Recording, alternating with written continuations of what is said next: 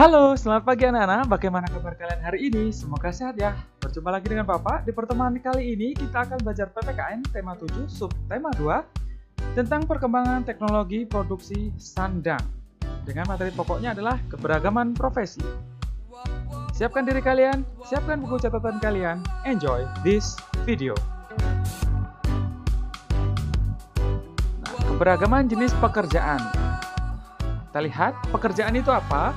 Pekerjaan adalah sesuatu yang dilakukan oleh manusia untuk tujuan tertentu yang dilakukan dengan cara yang baik dan benar. Ingat, dengan cara yang baik dan benar. Berarti tidak boleh mencuri ataupun berbohong. Sebelumnya Bapak akan bahas dulu, yaitu sandang. Sandang itu artinya adalah pakaian, ya. Anak-anak harus ingat itu ya. Nah, di sini juga dikatakan bahwa manusia itu bekerja untuk mencapai tujuan tertentu. Tujuannya itu apa? Kita lihat. Tujuan orang bekerja itu untuk mendapatkan uang, kemudian untuk memenuhi kebutuhan sehari-hari, kemudian untuk melayani sesama, dan untuk mengontrol gaya hidup. Nah, ini masih banyak lagi yang lainnya. Anak-anak bisa mencari referensi yang lainnya di internet. Pekerjaan merupakan sinonim dari profesi. Sinonim adalah persamaan kata. Jadi anak-anak kalau ditanya misalnya, apa yang dimaksud dengan profesi? Jangan bingung ya, profesi sama dengan pekerjaan. Oke, kita lanjutkan. Keberagaman jenis pekerjaan dalam pembuatan pakaian.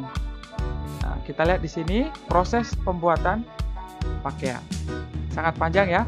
Dari petani menanam kapas, kemudian memintal jadi benang, dan menenun, selanjutnya jadi kain. Kain dibuat pola terlebih dahulu, baru setelah itu dijahit. Pada akhirnya barulah dijual dalam bentuk baju. Nah, kita lihat. Pembuatan pakaian ternyata melalui proses yang panjang dan melibatkan beberapa jenis pekerjaan. Ada yang tahu pekerjaan apa saja yang terlibat dalam pembuatan pakaian? Oke, kita bahas ya. Nah, perhatikan beberapa pekerjaan yang berkaitan dengan pembuatan pakaian berikut ini.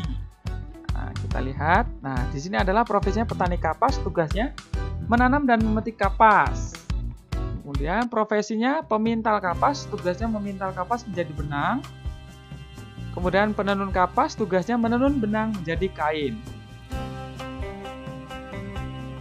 Nah, pembuat pola pakaian atau nama lainnya designer, tugasnya membuat pola pakaian sebelum dijahit. Jadi pakaian anak-anak itu sebelum dijahit, dia harus dibuat pola dulu atau dibuat gambarnya terlebih dahulu ya. Selanjutnya profesinya adalah penjahit, tugasnya menjahit kain yang telah dibuat polanya menjadi kain. Dan yang terakhir barulah anak-anak penjual, profesinya penjual atau pedagang, tugasnya menjual pakaian kepada pembeli atau konsumen. Baru kalian bisa memakai pakaian setelah sampai ke penjual. Oke, kita masuk ke poin yang lainnya. Di Indonesia terdapat keberagaman suku bangsa yang memiliki pakaian tradisional dengan ciri khas masing-masing. Bahan yang digunakan untuk membuat pakaian tradisional pun bermacam-macam. Contoh kain tradisional antara lain kain songket merupakan kain adat suku Melayu, kain sasirangan merupakan kain adat suku Banjar di Kalimantan, kain ulos merupakan kain adat suku Batak dari Sumatera Utara, kemudian kain batik dan lurik merupakan kain adat suku Jawa, dan kain tenun merupakan kain adat suku dari Nusa Tenggara. Nah, selain contoh ini masih banyak lagi contoh kain-kain yang ada di Indonesia, karena Indonesia adalah kaya akan budaya. Anak-anak bisa mencari yang lain. Keberagaman suku bangsa teman-teman di sekolah adalah salah satu contoh keberagaman yang ada di sekolah. Selain itu, ada juga keberagaman kegemaran, perbedaan sifat, perbedaan ciri fisik, perbedaan keterampilan ataupun kemampuan. Nah, di masyarakat sendiri, kita juga sering menemui perbedaan satu orang dengan orang yang lainnya. Misalnya, perbedaan makanan kesukaan, jenis pekerjaan, hobi, maupun cara berpakaian.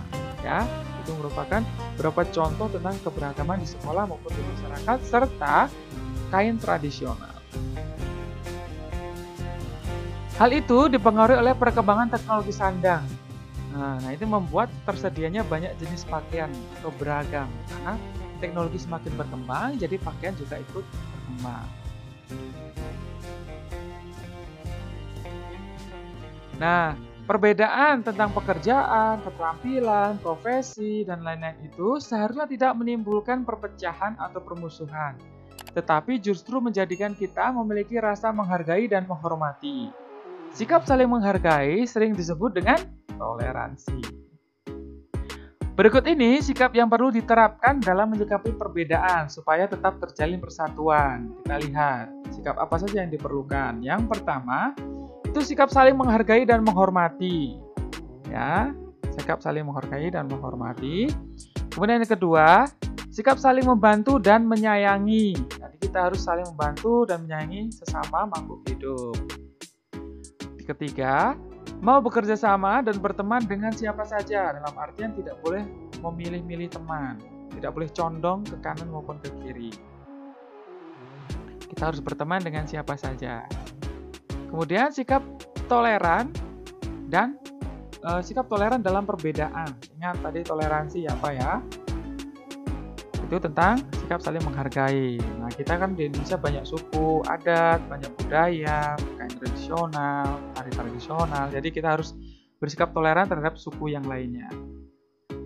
Kemudian melestarikan keberagaman budaya bersama teman. Misalnya menggunakan pakaian adat dan kain tradisional pada acara tertentu. Jadi kita tidak boleh malu ketika kita memakai pakaian adat. Atau kita tidak mau misalnya memakai pakaian adat dari daerah lain. Nah, itu tidak boleh. Karena kita di sini adalah beragam.